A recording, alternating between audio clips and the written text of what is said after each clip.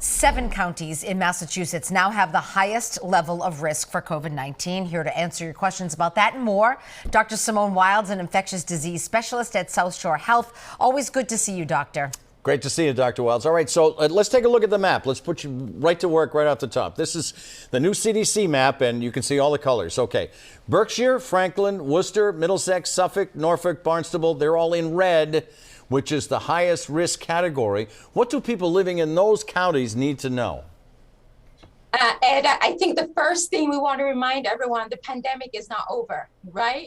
We are those people living in those counties where the numbers are high. I think this is what the CDC has been talking about, where we have to look at what's happening locally. And so unfortunately, we're going to have to revert to some of the mitigation strategies we've been talking about, which is wearing masks indoors, especially in public places, whether you're vaccinated or not.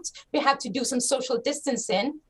And of course, for those who have not yet been vaccinated or boosted, we need to encourage them to go ahead and do so, because clearly the numbers are increasing right now. So you just talked about your personal decision. You think that people should wear a mask. Do you think that the counties should bring back those mask mandates now that these counties are in red?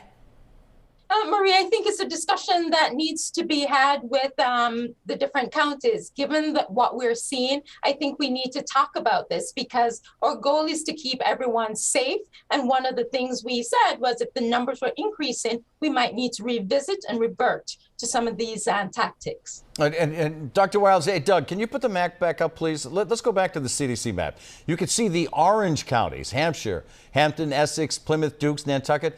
The CDC considers them medium risk.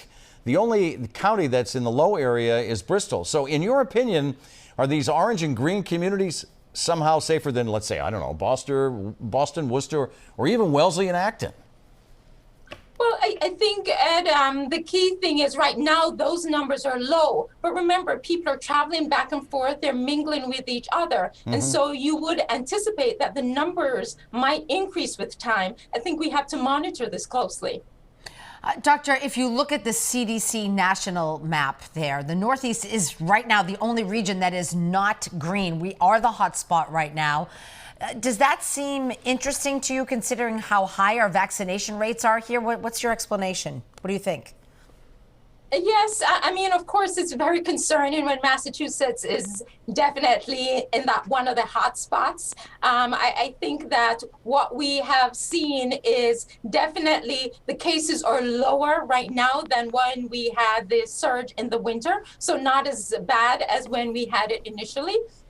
And then, you know, the new subvariants that we have, the BA2 and the BA2.12.1, very contagious. But the key thing is that we're able to mount very good immune responses to prevent severe illnesses because of the natural infection and for those that are vaccinated and boosted. And I think bottom line, as we see right now, is very unpredictable what will happen with each place, the COVID outbreak. So I think right now we're the hot spot, but I guarantee you we'll see it moving along to other states in the next few months. Yeah. All right, Dr. Wilds, thank you so much. Happy Mother's Day to you, and stay well. Happy Mother's Day, Dr. Wilds. Great to see you as always. Let's take you outside.